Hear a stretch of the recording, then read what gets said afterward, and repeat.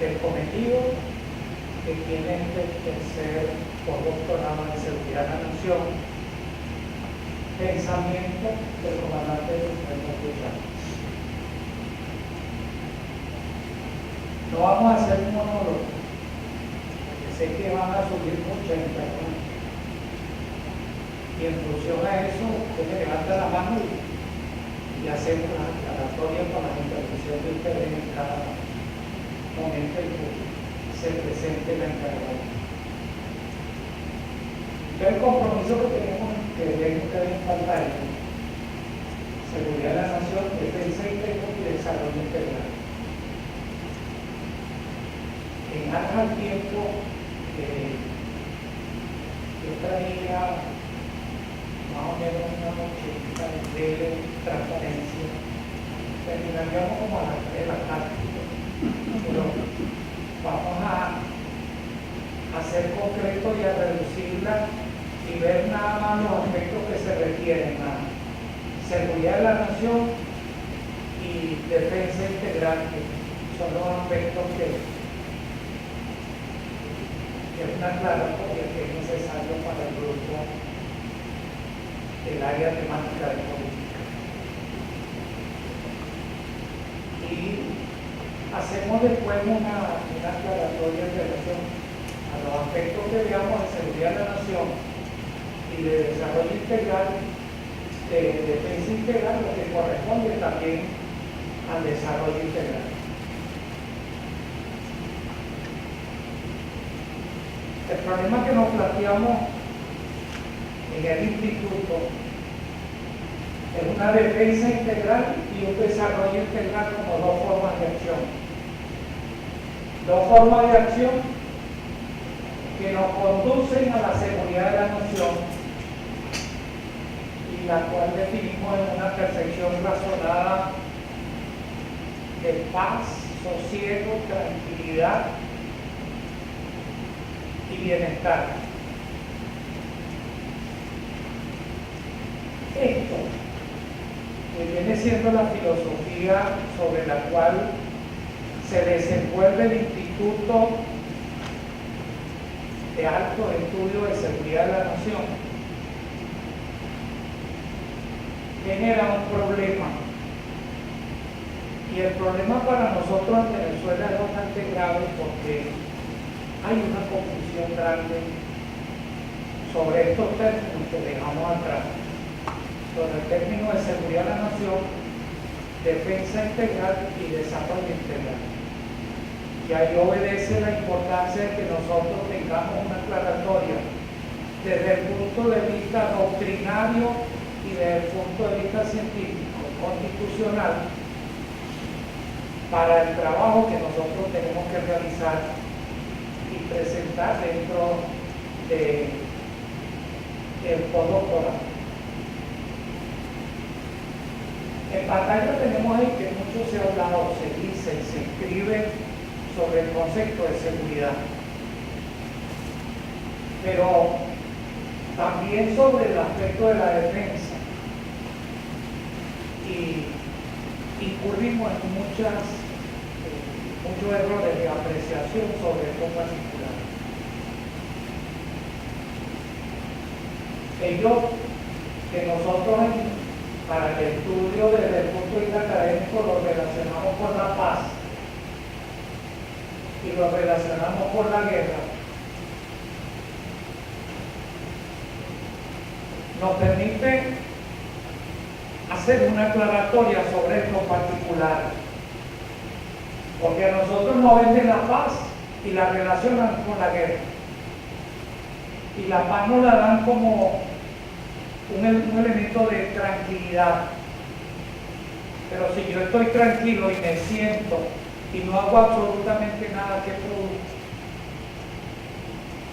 igual sucede con la guerra. La guerra lo oponen a la violencia, porque siempre la paz la relacionan, el opuesto de la paz es la guerra. Y no todos los aspectos de la guerra son factores violentos, son elementos violentos. Esta actividad genera como consecuencia de que tengamos como puente entre la paz y la guerra la defensa. A eso obedece que el concepto que siempre se había manejado desde los años desde el siglo XX, en todo lo que es el siglo XX, ha sido que la defensa es una concepción militar. Y todavía, en la actualidad, se maneja como una concepción militar. Nosotros, en el transcurso de la mañana de hoy, vamos a ver desde el punto doctrinario el por qué nosotros desde el punto de vista constitucional nos manejamos como una defensa integral. Integral porque está conformada por aspectos políticos, aspectos económicos, aspecto social, aspecto cultural, ambiental y el aspecto geográfico y el aspecto militar, sin descuidar el militar, otros 6 elementos que tienen que ver con esa defensa integral sobre la cual nosotros nos vamos a defender. Otro particular que nos refleja esta pantalla, esta transparencia que tenemos ahí en pantalla, es el concepto de seguridad. El concepto de seguridad siempre nos lo han vendido como un aspecto policial. En el transcurso de esta exposición vamos a tratar de demostrar desde el punto de vista doctrinario que es una concepción errada. Y es errada porque para nosotros, y lo vimos en la primera pantalla cuando presentamos el tema que vamos a tratar, el concepto de seguridad nos lo planteamos como una percepción razonada. Es una consecuencia luego de haberme defendido y de haberme desarrollado. Me defiendo, me desarrollo y como resultado obtengo una sensación, una percepción por un razonamiento, y ese razonamiento me conduce a la seguridad, lo que llamamos nosotros la seguridad. ¿Cuál es el resultado que tenemos nosotros de este análisis de la pantalla anterior? Que hay una necesidad de profundizar en las investigaciones sobre líneas conceptuales en aquellas facetas que envuelven tanto a la teoría de la seguridad como a la concepción de la defensa integral del Estado venezolano. Y sobre ese particular es que nos vamos a mover nosotros en este tiempo.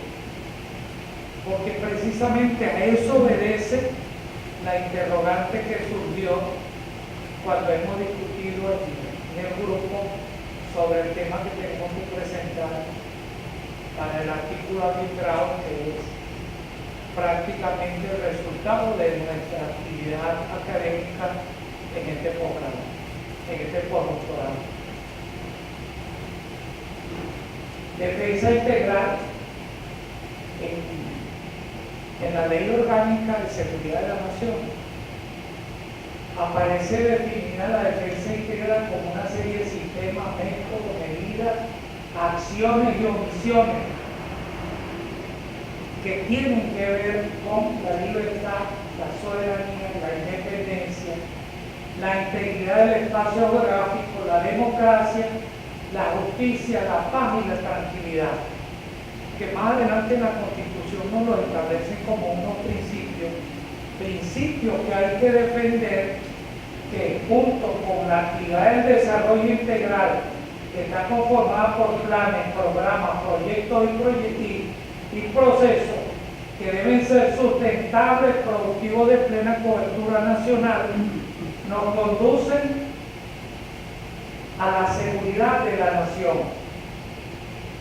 Y el resultado que nosotros tenemos de esta definición es que vienen siendo los intereses nacionales y como una consecuencia de ello se traduce en el poder nacional. Esto lo vamos a tratar de aclarar a medida que vayamos avanzando en materia. Pregunta y surge siempre una breve inquietud.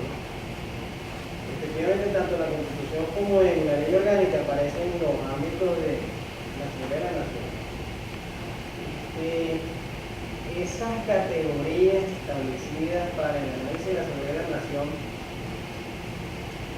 ¿en qué momento fueron validadas? No, yo hago esta pregunta por lo siguiente: el aspecto tecnológico, como aspecto, ¿no? Sí, como ámbito, como no existe como ámbito. El aspecto tecnológico, de alguna manera, que tiende a ser determinante desde el punto de vista, por ejemplo, económico, cuando en los actuales momentos nos afectan los sistemas financieros, nos pueden afectar los sistemas de pago, entonces perturban la seguridad de la nación. O sea, yo tengo un inquietud que realmente desconozco, ¿no? O sea, ¿cómo fue ese trabajo de sustentar o argumentar que esas son las 7 categorías principales, los 7 ámbitos? No sé si... Sí. Importante, interesante la pregunta, porque nos permite fundamentar la exposición que estamos haciendo, porque esto, a pesar de que la defensa integral y el desarrollo integral aparece en el artículo 3º y 4º de la Ley Orgánica de Seguridad de la Nación, es un aspecto constitucional. El preámbulo de la Constitución nos define que hay que crear un nuevo Estado, una nueva nación. Es la refundación de la República. Textualmente así dice el preámbulo de la Constitución. Y dentro de la redacción nos hablan de 2 elementos muy importantes, que es la participación y el protagonismo. Después, cuando en los principios fundamentales de la Constitución, que es el capítulo primero, el título primero de la Constitución, en el artículo 3º nos habla de una serie de principios.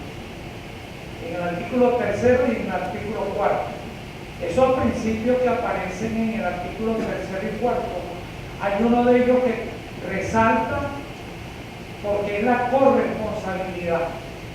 Esa corresponsabilidad, sumada a la participación y al protagonismo, obliga a pensar en darle poder al pueblo.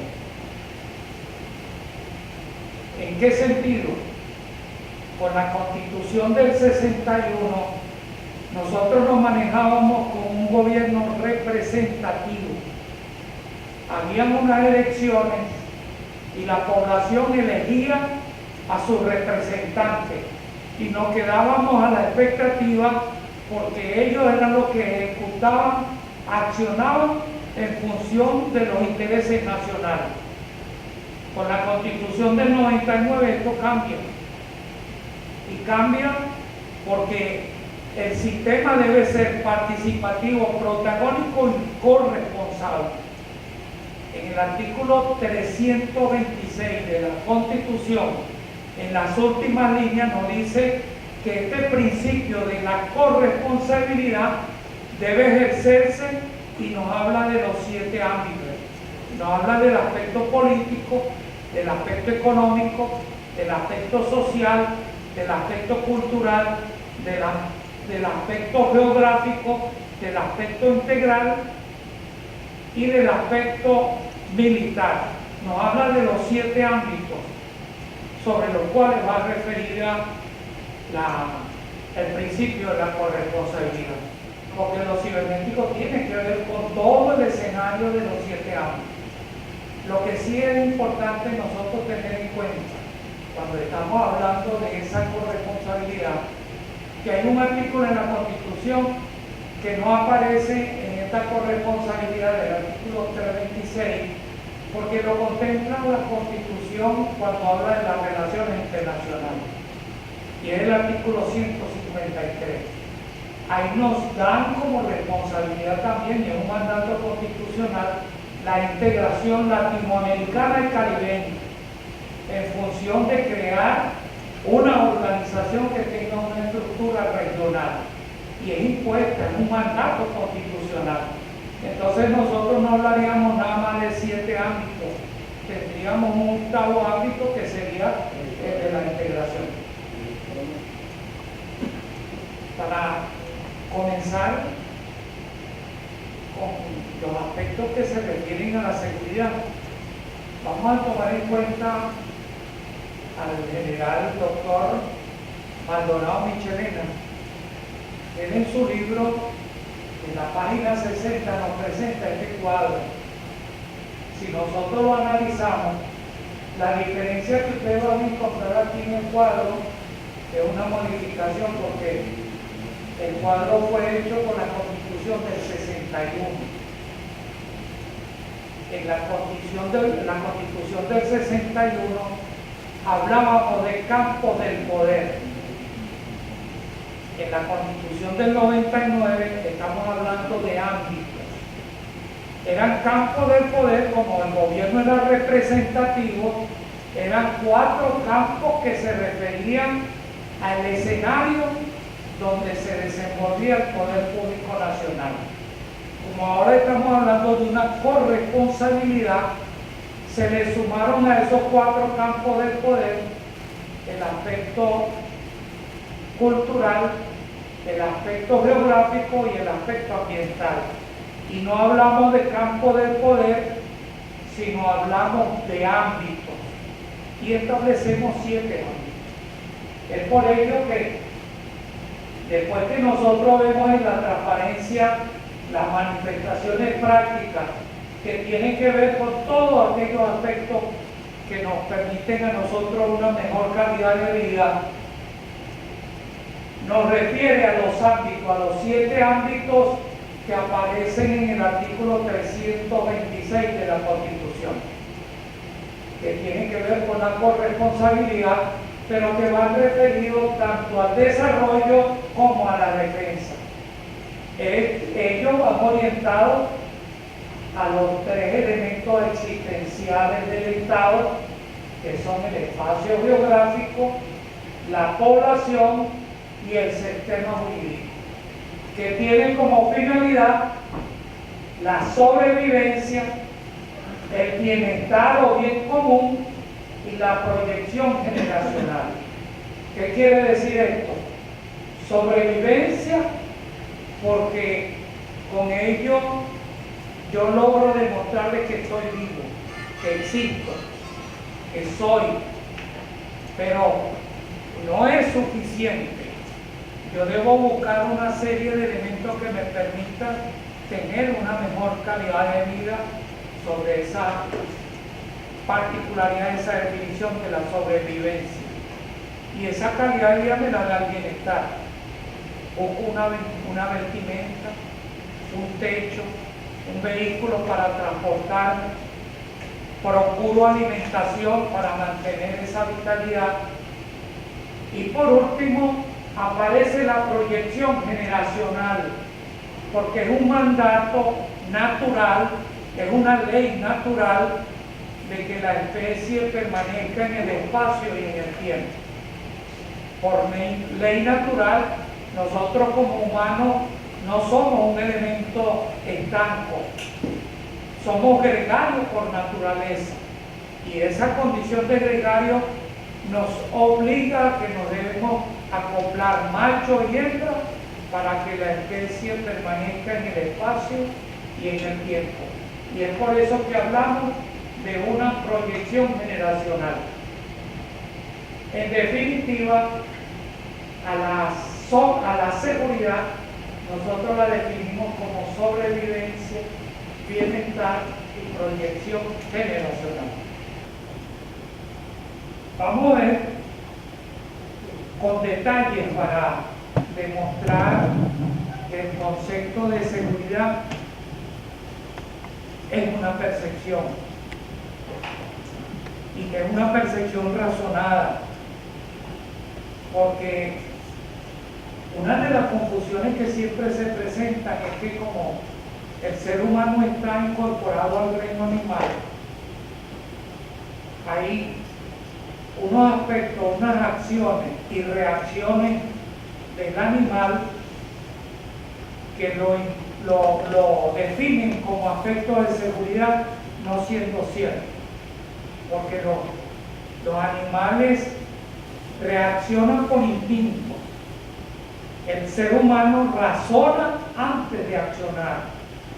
Y ese razonamiento es el que nos permite a nosotros tener una sobrevivencia, pero después de la sobrevivencia buscar el bienestar y esa proyección generacional que establecemos como definición de la seguridad.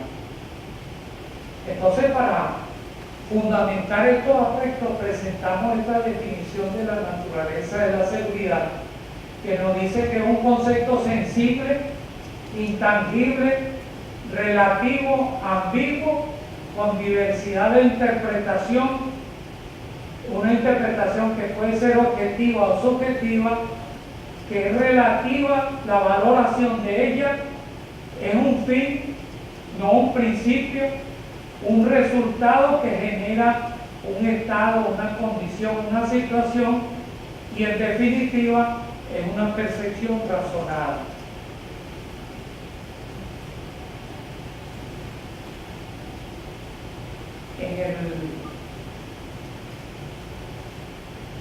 En la parte doctrinaria que manejamos aquí en el instituto, nosotros definimos a la seguridad como una condición, un estado, una situación que se desglosa de una percepción de paz, tranquilidad, sosiego, que su resultado viene siendo de una serie de actitudes, acciones y omisiones de protección o de defensa integral y de un desarrollo sustentable, productivo y de plena cobertura que materializa la sobrevivencia, el bienestar y la proyección generacional.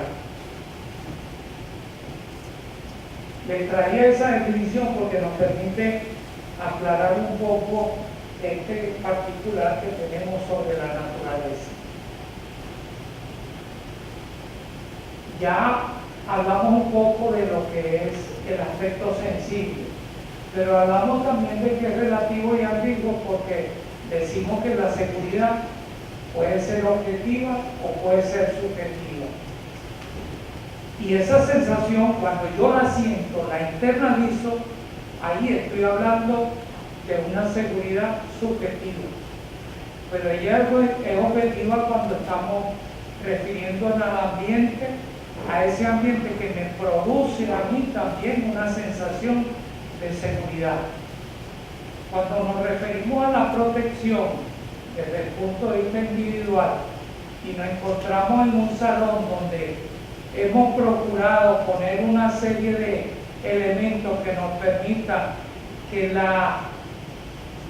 el ingreso al sector donde nosotros nos encontramos lo podemos nosotros controlar, valga la redundancia, allí estamos nosotros sintiendo una sensación. Entonces ese ambiente está dando una seguridad que no es subjetiva porque es el ambiente, y ahí estamos hablando entonces de una seguridad objetiva. Cuando hablamos de la relativa valoración, ahí tomamos como ejemplo para significar el nivel de la valoración. Ejemplo, lo que sucede con las personas que recogen la cantidad en la calle divagando. Para él va y consigue un mendrugo de pan en una panadería o en un centro de estos de alimentos, y él satisface ahí una acción de su actividad digestiva. Pero para nosotros eso no es una cuestión que la consideramos suficiente, porque cuando nos llega a eso de las 12 del mediodía, a 1 del mediodía, ya estamos pensando meter los pies debajo de la mesa y recibir una alimentación adecuada porque tenemos los recursos como hacerlo. Entonces hay un factor que está imponiendo una condición en esa valoración que le estamos dando a la seguridad. Hay personas que duermen en las plazas, que duermen en los corredores, en los pasillos de edificación. Y a veces, cuando llueve, para ellos es un problema porque su cobija es un periódico, un pedazo de cartón que utilizan para protegerse del ambiente. Y en el caso nuestro no sucede eso, porque cuando llueve nosotros estamos bajo techo y por el contrario ya tenemos el abrigo como favorecer esa condición atmosférica que está sucediendo.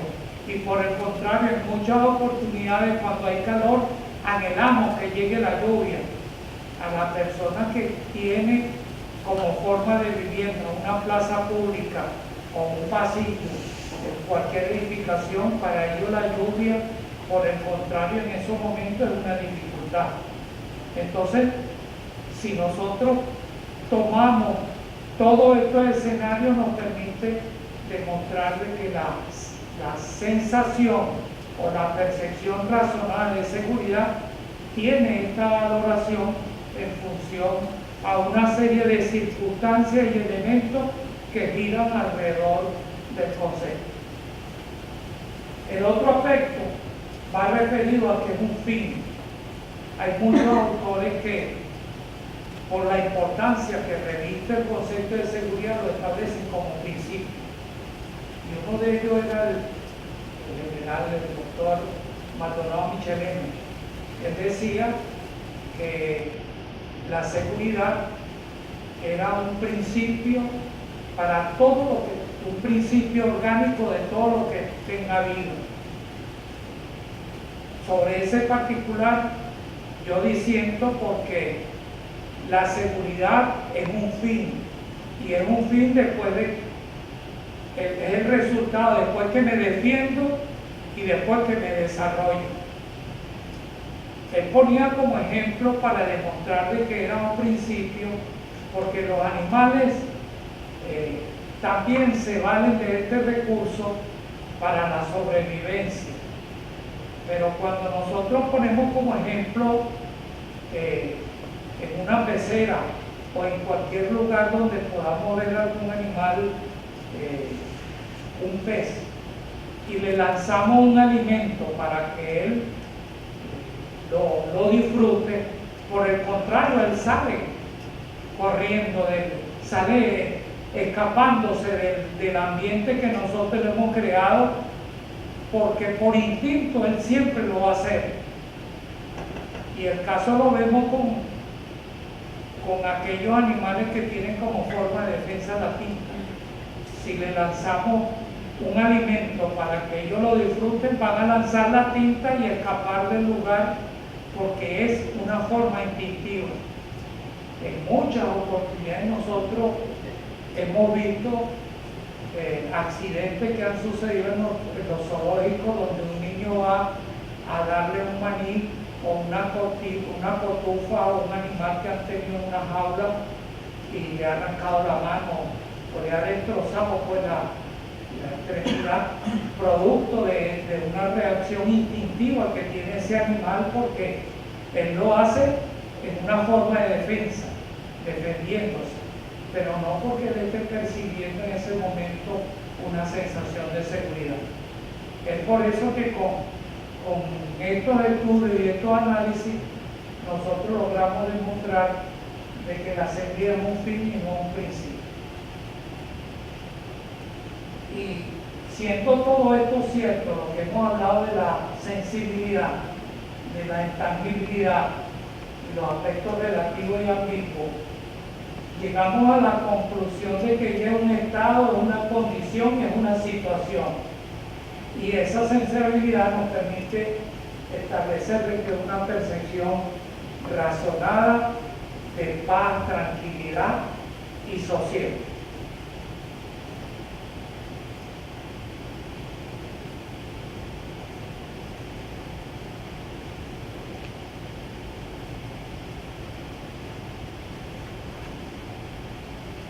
Regresando de nuevo a la naturaleza, la seguridad, cuando la revisamos en el diccionario para tratar de fundamentar los aspectos que hemos tratado, nos encontramos que ella nos define a la seguridad como un ambiente estable y por consiguiente previsible. No existen temores de mayores daños a las personas y sus intereses. Ahí estamos hablando de una seguridad con una interpretación objetiva. Y esto pasa a fundamentar lo que ya hemos hablado de la interpretación objetiva y subjetiva. Y desde el punto de vista subjetivo, nos encontramos también en el diccionario que nos define que es una sensación de confianza que tiene la persona o grupo con relación al ambiente donde se desenvuelve. Aquí vemos una interpretación subjetiva. Para fundamentar un poco más los aspectos de la percepción de la seguridad, porque nosotros hoy tenemos que salir de aquí definitivamente claros en que la seguridad es una sensación, que es una percepción razonada, producto de la defensa y del desarrollo.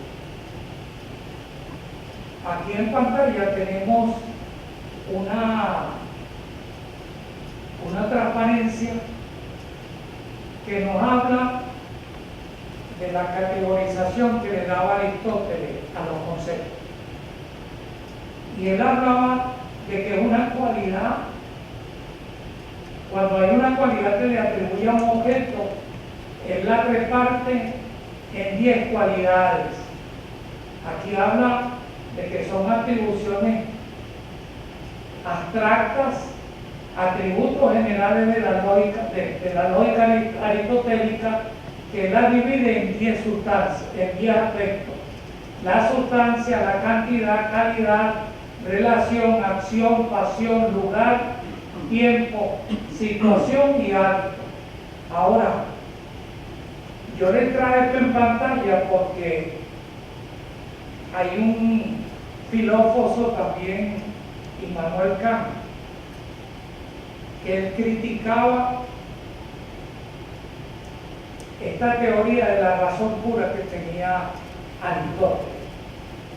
Y él, para fundamentar su planteamiento y construir la realidad, él se basaba en este principio que se lo traigo aquí en pantalla. Él hablaba de que los objetos están en el espacio y uno los consigue a través de la aplicación de los 5 órganos de los sentidos. Él lo llamaba neumeno, que las cosas están en el tiempo y en el espacio. Pero con ellos sucede un fenómeno para lograr de ellos el entendimiento, lograr el concepto puro, y que él lo llevaba a la categoría del entendimiento. Criticando a Aristóteles, él decía que no eran aquellos 10 elementos, sino él los repartía en estos 4 elementos: de cantidad, de cualidad, de relación y de modalidad, para definir el concepto.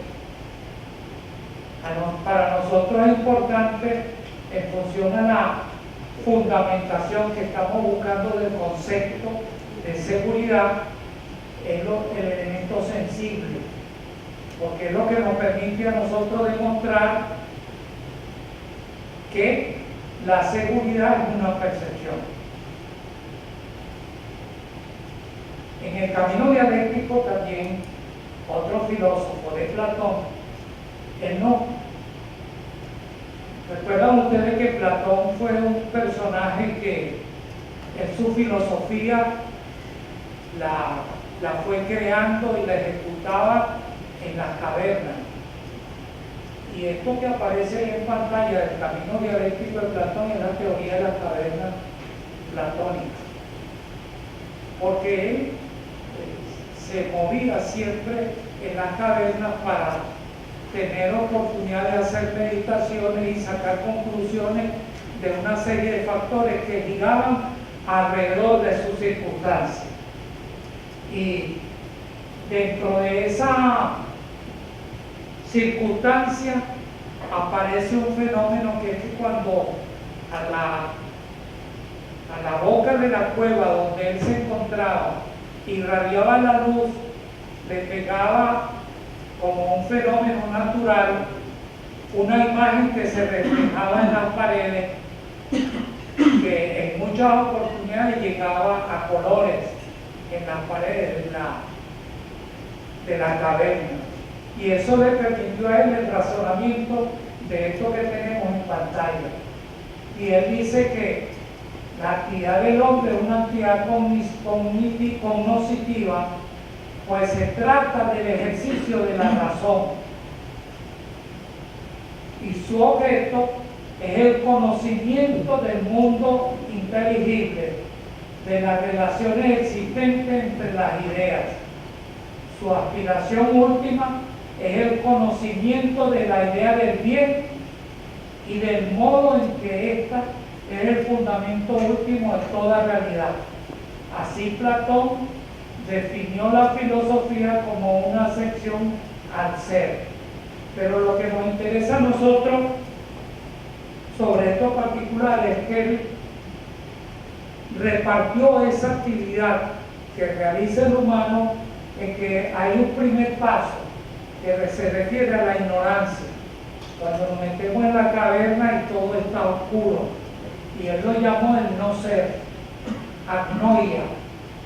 Y después, producto de la experiencia, de la vivencia que nosotros hemos tenido, logramos el hacerse, que es la conjetura y la creencia e interpretación de imágenes y sombras de los objetos materiales sensibles que estudia la física, conocimiento racional discursivo que nos permite el hacerse, y él lo llamó doxa, y que como un producto final de todo esto, con el razonamiento, llegamos al ser, que él lo llamó epíteme, que es ya lo sensible de lo inteligible, y fue utilizado en las matemáticas para utilizar la parte de la filosofía en la ciencia de la matemática.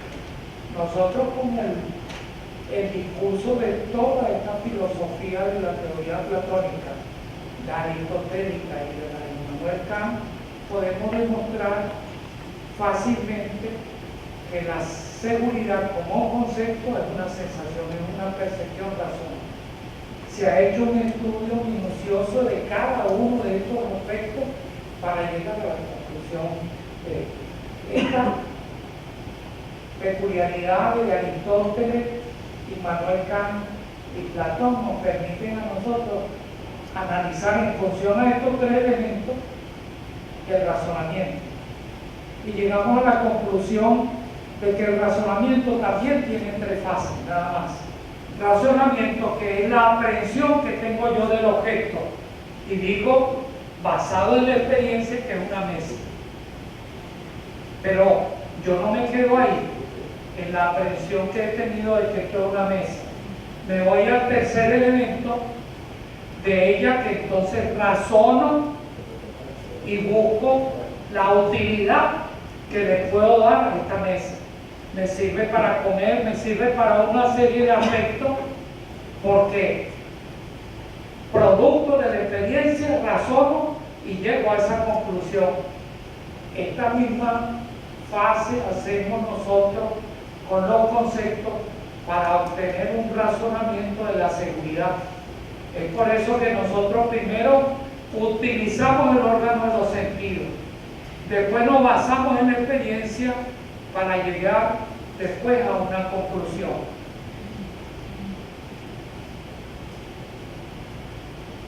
Es la tercera operación, que viene siendo la definición y división del objeto como concepto. Hay otra posibilidad para fundamentar que la seguridad es una sensación, que no es un concepto policial, sino es una sensación. Con este aspecto del aspecto científico, Este es un concepto psicoclínico que nos establece la división del cerebro como el cerebro triuno. Y nos lo plantean que él está repartido en un cerebro reptil, que es el básico, el emocional y el creativo.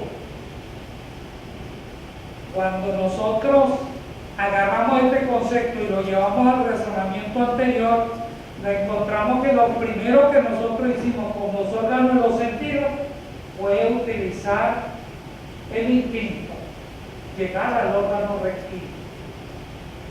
La experiencia nos permitió utilizar el órgano emocional y con la creatividad nosotros razonamos utilizando la corteza para llegar a la conclusión de que la seguridad es un concepto razonado de paz, tranquilidad y bienestar.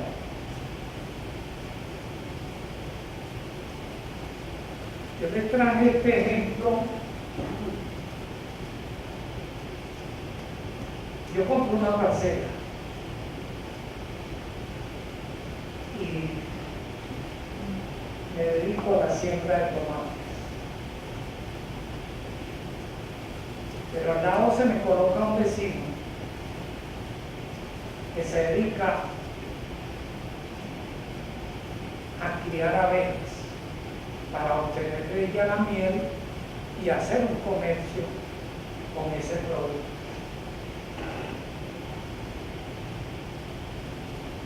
Cuando llega la época de florescencia de mis plantas de tomate, las abejas llegan a disfrutar de las flores para obtener el polen. Es una condición natural. Pero cada flor de la planta de tomate que caiga es un tomate menos que yo produzco. Me está generando un problema. Un problema que lo soluciono fumigando, mato las abejas y le creo un conflicto con el vecino.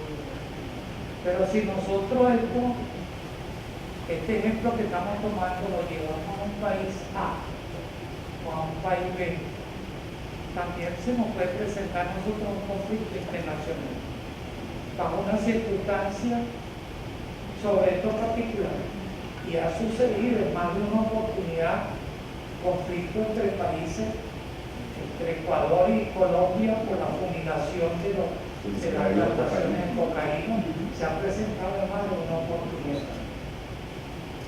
Esto nos permite a nosotros definir el conflicto como una situación en la cual dos o más sujetos, protagonistas o actores, se atribuyen un derecho, ser portadores de intereses que le pertenecen, motivaciones o objetivos que se contraponen sobre el adversario, que nace, que es elegido o es creado por el propio conflicto. Con esta definición nosotros estamos logrando demostrar que los conflictos, no todos los conflictos son violentos. El anterior que vimos, tanto el sembrador de tomate como el apicultor tienen derecho. Cada uno está ejerciendo una actividad legal. El por qué le trae esto a colación, porque la defensa debe encargarse de esta circunstancia, analizar y generar elementos para que esto no suceda. Que aparezca la defensa tanto del apicultor como del sembrador de tomate.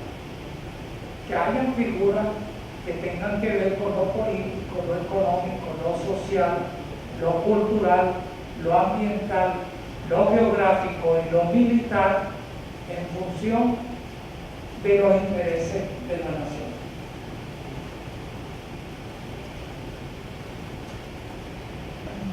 Cuando vimos la transparencia donde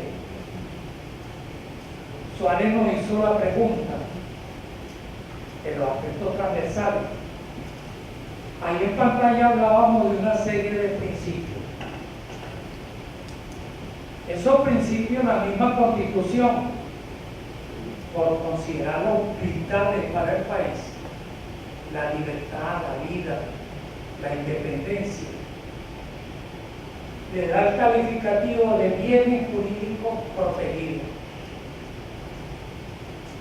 Si esto es cierto, de que la vida, la libertad, la integridad corporal o la moral son bienes jurídicos individuales que la persona necesita para su autorrealización en la vida social y son útiles para el funcionamiento del sistema social, también por ejemplo el Estado los tutela, asegurando su protección.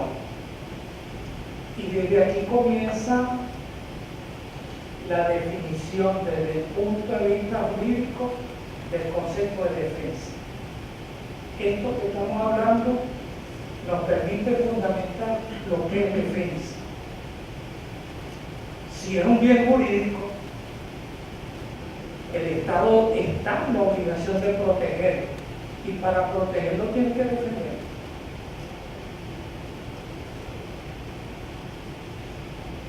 A los que son dianeristas, primera vez que oyen este planteamiento.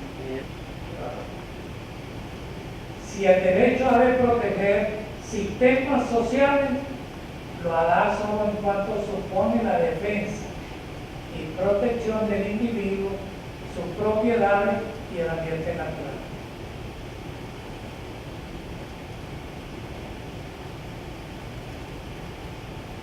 Defensa, acción o efecto de defenderse opuesto a la ofensa, que tiene un carácter esencialmente objetivo.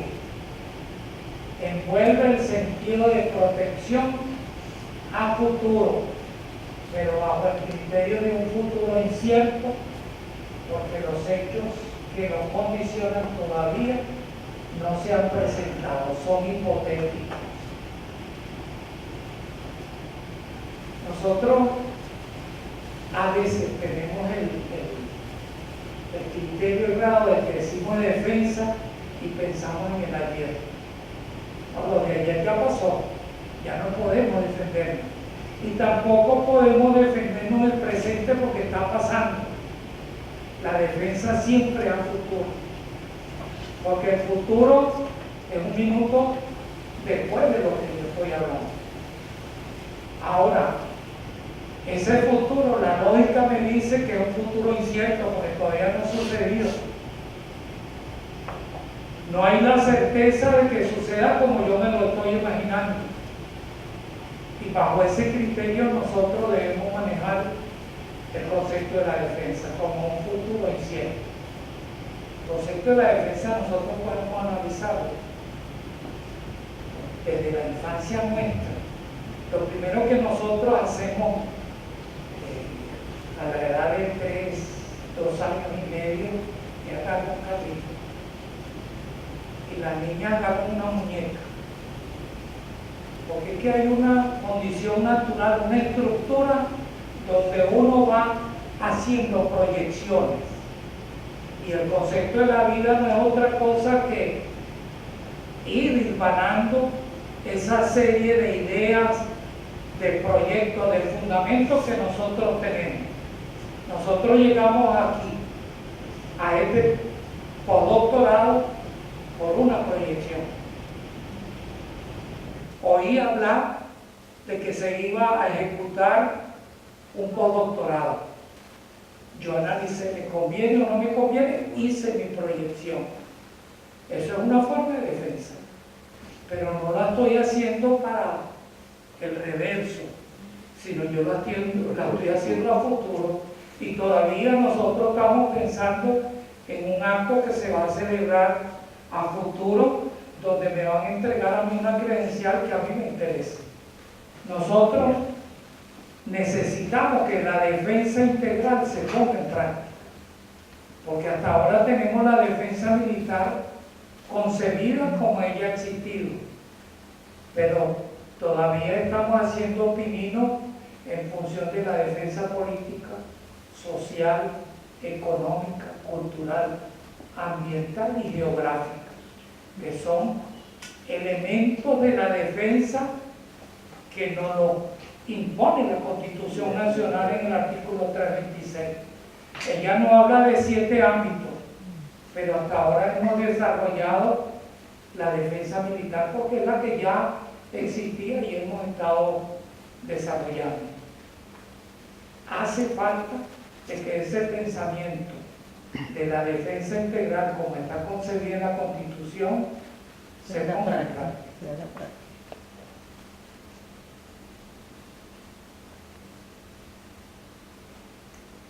Es por ello que cuando hemos hablado de que la defensa es a futuro, nos dice que ella,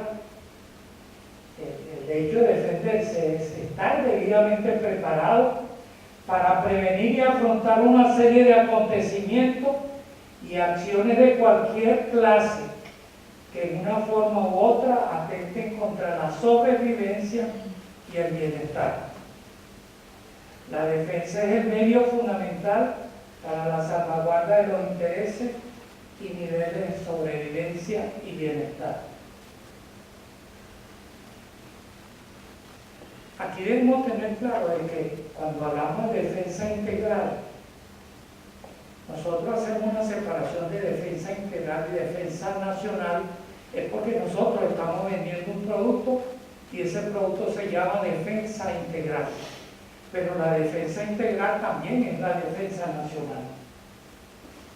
Y esto que tiene en pantalla es la que aparece en la Ley Orgánica de Seguridad de la Nación, que es el conjunto de sistemas, métodos, medidas y acciones de defensa, cualquiera sea su naturaleza e intensidad, que en forma activa formule, coordine y ejecute el Estado con la participación de las instituciones públicas y privadas y las personas naturales y jurídicas, nacionales o extranjeras, con el objeto de salvaguardar la independencia, la libertad, la democracia, la soberanía, integridad territorial y el desarrollo integral de la nación. Artículo 3 de la Ley Orgánica.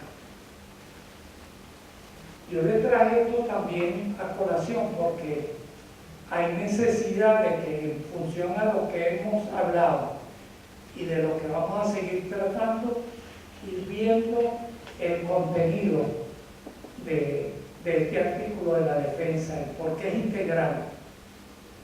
Acuérdense que hablamos de la seguridad, cuando empezamos a definirnos, le hablamos de una corresponsabilidad. Y hablamos de un protagonismo y una participación, que era lo que nos diferenciaba de la Constitución del 61 con relación a la Constitución del 99. Porque ahora la defensa es de todos los venezolanos. Antes decíamos, cuando hablamos de defensa, era nada más los militares. Los militares eran los responsables de la defensa.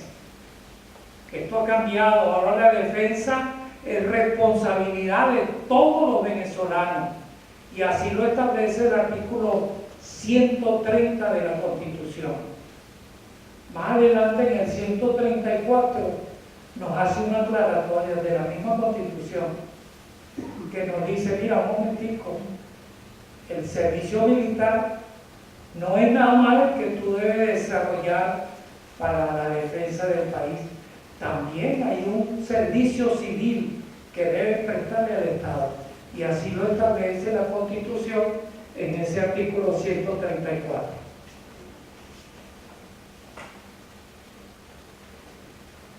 Me refería a la defensa nacional porque ella ha ido evolucionando para interpretar bien lo que vimos anteriormente con la defensa integral. Nosotros vemos que ella, la defensa nacional, es una acción integrada, conformada por medidas coordinadas, estructuradas, planificadas, armónicas y gradualmente, y permanentes sobre la base de políticas y estrategias que el Estado adopta de manera de protección y resguardo para dar respuesta a un evento a futuro, de la hipótesis. y así favorecer los intereses nacionales. Pero esta explicación es de la Constitución del 99, no del 61, porque esa defensa nacional ella ha tenido varias acepciones. Con anterioridad, nosotros hablábamos de una denominación del Ministerio de la Defensa antes del año 58 que se llamaba Ministerio de Guerra y Marina, porque la forma de defensa era hacer la guerra. Y el ministerio nuestro, para efecto de la protección, se llamaba Ministerio de Guerra y Marina. Guerra y Marina porque existía nada más el ejército y la armada. La Guardia Nacional aparecía como un elemento policial dentro de la organización. Y la Fuerza Aérea era un elemento de apoyo a las Fuerzas Armadas. Pero en el año 1958, la Junta Revolucionaria de ese entonces emitió un decreto donde se cambió de Ministerio de Guerra y Marina, noviembre de 1958. Se cambió de Ministerio de Guerra y Marina por Ministerio de la Defensa. Y el jefe de ese ministerio no era ministro de Guerra y Marina, sino era el ministro de la Defensa. Y desde ese momento comienza a desarrollarse el Ministerio de la Defensa bajo esa condición. Pero es porque en estos años, de los años 58, ya nosotros estábamos disfrutando de la experiencia que había dejado la Primera y Segunda Guerra Mundial, donde hubo destrozos de una serie de valores que no tenían nada que ver con la materia militar, pero sin embargo fueron destrozados. Es por ello que cambia el concepto en el año 1927, el concepto de guerra por defensa. Y el primer estado que lo hace es Inglaterra. Inglaterra, analizando las circunstancias en que ellos quedaron después de la Primera Guerra Mundial, se dieron cuenta de que había una ausencia para la planificación estratégica de haber utilizado a los profesionales universitarios en otros campos. Y crearon la Real Academia de la Defensa Inglesa. Los franceses lo vieron bien y en el año 1936 crearon el Instituto de Altos Estudios de la Defensa Nacional Francesa. Y ahí comienza a evolucionar el concepto de guerra y pasa a manejarse como concepto de defensa.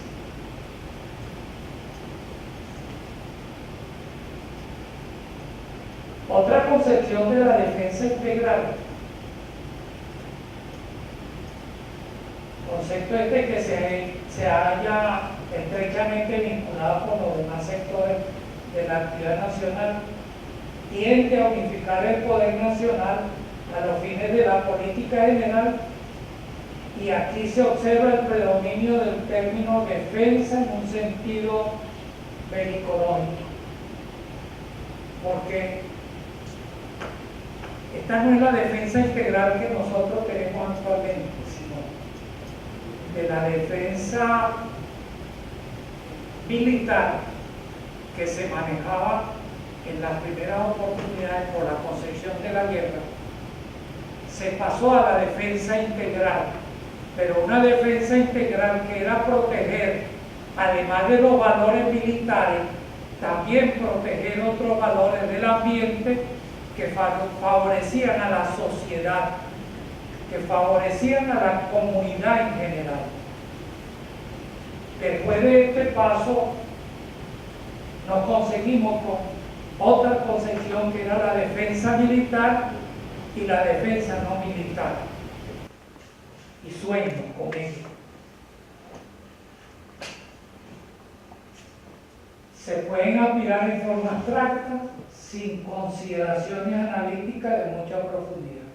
Yo sueño, yo quiero, yo aspiro. Hay esa proyección. Pero cuando hago el cálculo de las necesidades, yo en función a ese sueño lo llevo a cuáles son aquellos factores que yo puedo o debo adquirir. Ahí entran en juego una serie de pretensiones que me van a permitir a mí hacer el cálculo de las necesidades. Pero después que yo he hecho el cálculo de las necesidades, tengo necesariamente que meterme la mano en el bolsillo y buscar a ver si cuento con los recursos suficientes para. Y ahí entro en las posibilidades. Puedo.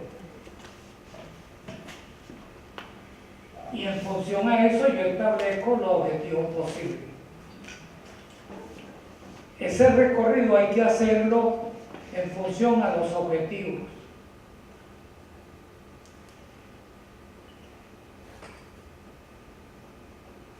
Y estos objetivos nosotros los presentamos desde el punto de vista constitucional bajo 7 ámbitos: político, social, económico, cultural, ambiental, geográfico y militar. Y en función a ello es cuando yo establezco cuáles son los objetivos constitucionales. Aquí en pantalla les traje una clasificación, pero una clasificación académica que orienta cómo están repartidos esos ámbitos. El político tiene que ver con el orden interno y la política exterior. El social, que tiene que ver con salud, con deporte y recreación, alimentación, vivienda, trabajo, comunicación, familia y educación. El ambiental, biótico, abiótico, o sea, lo que tenga vida y lo que no tenga vida. Lo biológico, lo físico, lo químico, lo social, lo espiritual, cuando el recurso es renovable o cuando no es renovable. Desde el punto de vista cultural, la tradición, el folclore, la religión, la costumbre, identidad, historia, lenguaje, valores y principios. Desde el punto de vista económico, la industria, comercio, tecnología, servicio, finanzas. El geográfico, terrestre, aéreo, acuático y atmosférico. El militar, terrestre, aéreo, acuático y el orden interno. En función a este esquema es como debe manejarse los aspectos constitucionales. Esto es aspecto académico que lo utilizamos aquí en el instituto en función a cuando nos estamos refiriendo a los intereses nacionales. Nosotros vamos a concluir toda esta exposición con la definición del ambiente natural. Porque ese ambiente natural, cuando les presenté a los dos parceleros, nos generan riesgos, amenazas y conflictos. La diferencia que hay entre el riesgo y la amenaza es que cuando hay un riesgo hay la ignorancia de la posibilidad y los sujetos, mientras que en la amenaza ya perfectamente están identificados los dos sujetos y está identificado el evento. Cuando salgas por esa puerta te voy a dar 2 tiros. Hay un elemento positivo que lo constituye el amenazante y hay el elemento pasivo que es el que está siendo amenazado, y el factor es el temor que genera, el pánico que genera el hecho que va dirigido hacia la persona, que constituye un delito porque está violentando un derecho natural. Esa es la amenaza, y ahí está la diferencia entre riesgo y amenaza. Conflictos son todos. Ahora, cuando lo llevamos a nivel nacional, nosotros lo estudiamos aquí como intereses y lo estudiamos en función al desarrollo sustentable y productivo de plena cobertura, y lo estudiamos como defensa integral bajo los 7 ámbitos que ciertamente nos deben dar como resultado seguridad de la nación.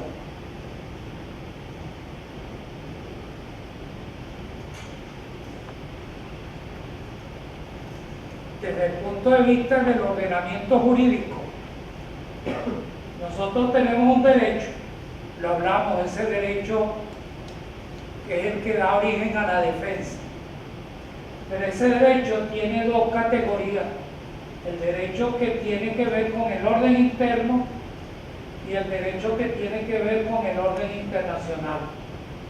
El orden interno porque es el que rige el territorio nacional, pero Venezuela pertenece a una comunidad internacional y hay un derecho internacional donde nosotros también estamos inmersos, y ese derecho internacional se reparte en el derecho internacional público propiamente dicho y en el derecho de la integración comunitaria.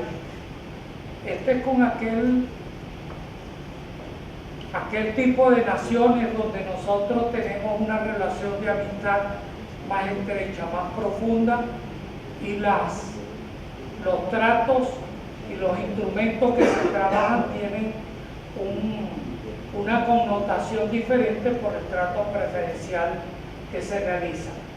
Ese derecho se llama de integración comunitaria. Sobre todo este particular hay una excepción que nosotros la llamamos los estados de excepción, que también lo prevé la Constitución Nacional.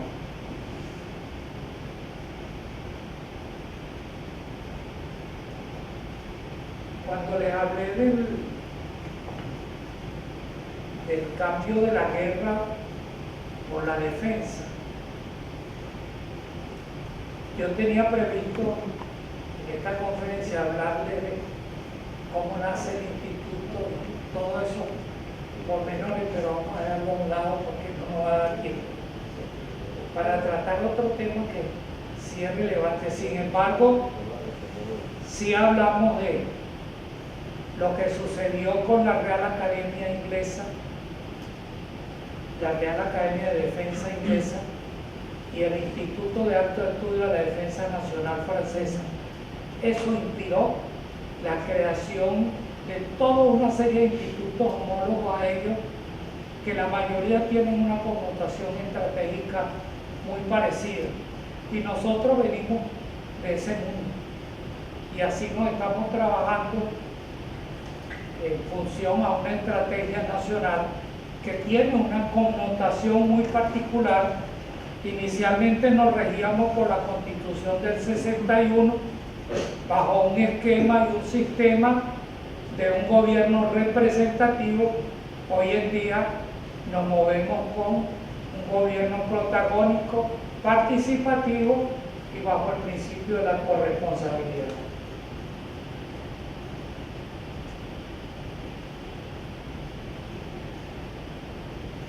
dentro de los trabajos que realizamos aquí en el instituto, siempre estará presente la vida. Porque la vida lo es todo. Definimos como punto de partida el concepto de seguridad y hablamos de sobrevivencia. Porque lo primero que uno tiene que ver es si estamos vivos. Y es por eso que la Constitución lo tiene como el primer principio, la vida. Es el primer factor que nosotros analizamos. Es la capacidad para nacer, crecer, respirar, desarrollarse, convivir, procrear y evolucionar y morir. Pero para que todo esto suceda, consideramos el intercambio de la materia y la energía. Hay un factor energético que poco es tomado en cuenta, incluyendo desde el punto de vista científico. Digo que poco es tomado en cuenta porque el día que en el mundo aparezca una filosofía que nos determine exactamente este aspecto de la energía en la vida, yo creo que todas las enfermedades desaparecerían.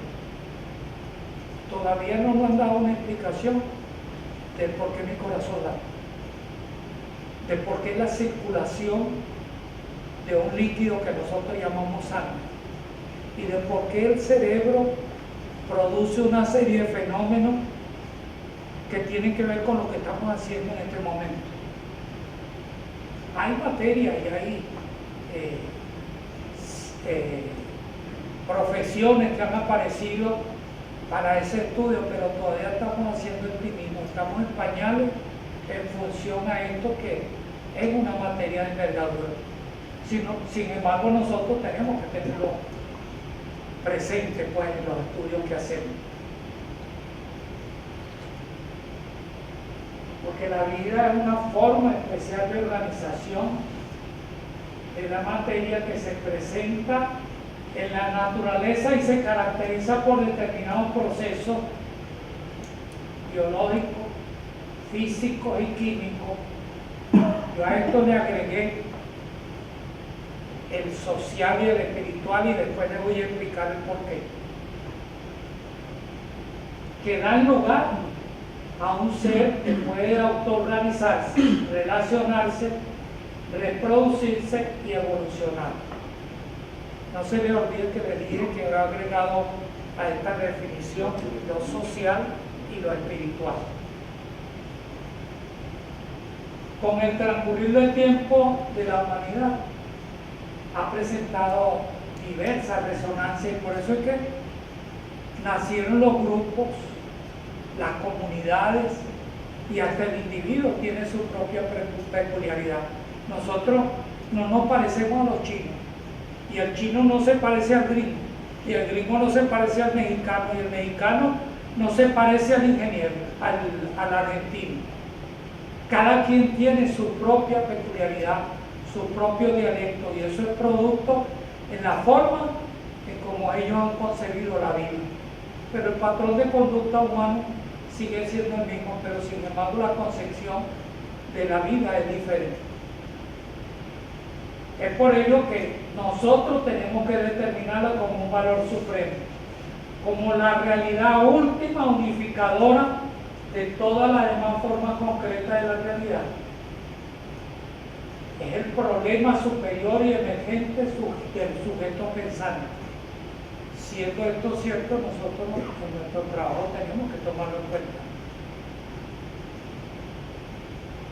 Y esto lo hablábamos cuando nos estábamos refiriendo a la defensa a largo plazo, que no es más que ir tejiendo conducta, resolviendo esperanza, realizando todo lo que sea factible materializar ideas continuamente bajo 4 vertientes que son el ser, el hacer, el conocer y el convivir.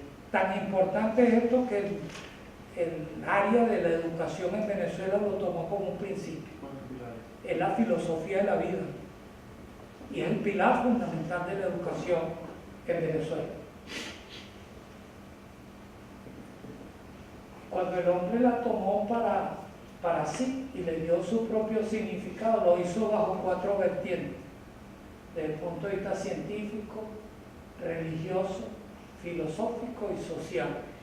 Y nosotros aquí logramos explicarlo todo, a excepción del religioso, pero está sobreentendido de que bajo esa peculiaridad y esa particularidad nosotros también la concepción de la vida la tenemos definida desde la aparición de Adán y Eva hasta nuestro tiempo. El diccionario del ambiente natural lo vamos a conseguir bajo esos 3 elementos que aparecen inicialmente: el físico, biológico y el químico, nada más. El ambiente natural aquí que nosotros manejamos lo definimos como aquel que está compuesto por elementos bióticos, abióticos y antrópicos. Lo que tiene vida, lo que no tiene vida y aquello que es fabricado por el hombre, por el género humano. Pero para su estudio lo dividimos en físico, biológico, químico, social y espiritual.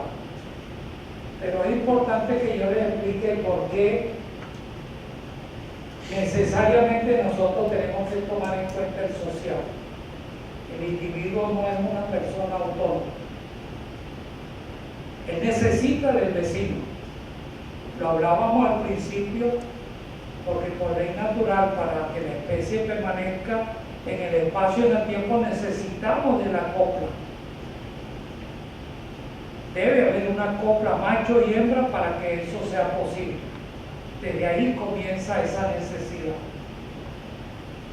Si yo estoy cansado y necesito una cama para reposar, me valgo del elemento biológico para conseguir la madera. Uso lo físico y lo químico para construirla.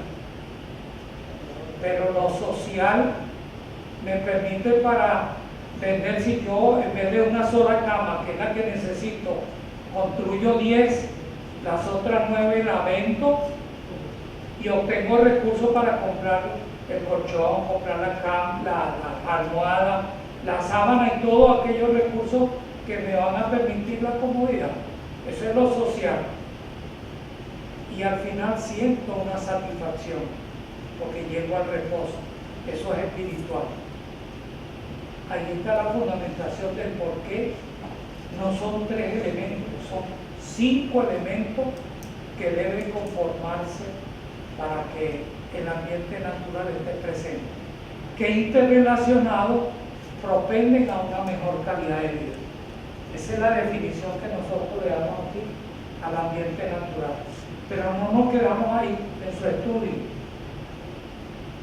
porque este concepto nosotros tomamos esa consideración porque ella nos presenta un interrogante: ¿por qué camino y con qué intensidad? Esos 5 factores de los cuales estamos hablando condicionan el comportamiento del individuo, que puede ser individual o colectivo, que con la motivación, el estímulo y otros factores inducen hacia el logro de los objetivos constitucionales de los cuales estamos hablando. Fines que tendrán presente y tomarán en cuenta las frustraciones, los actos errados y los actos que sean inconvenientes por ser no deseados. Pero también la motivación para la utilización de la inteligencia que le permita conocer, entender e interpretar los escenarios que más convengan, que conducen a los fenómenos de la organización o desorganización social según sean las circunstancias del presente, y el desarrollo, declinación de las comunidades que pueden ser locales, regionales o estatales, nacionales, como una consecuencia de ello, derivando de allí los procesos de la constitución de la familia, de los procesos políticos, jurídicos, sociales. Los partidos políticos nacen de ahí, de esa interrelación, que van a emanar producto de esa interrelación. Y en ella siempre estará presente la tecnología como un elemento determinante para el desarrollo integral, sustentable y productivo de plena cobertura, tomando y teniendo presente siempre la cultura que dará como resultado todo el esfuerzo para la constitución de los asentamientos humanos. Este aspecto del ambiente natural a nosotros aquí en el instituto desde el punto de vista doctrinario nos sirve porque repartimos el ambiente natural en 4 ambientes, 4 escenarios para su estudio. El primero que tenemos es el ambiente operacional y lo tenemos así porque todavía a esta altura nosotros no hemos logrado que las relaciones puedan realizarse en forma pacífica. Siempre está presente la violencia.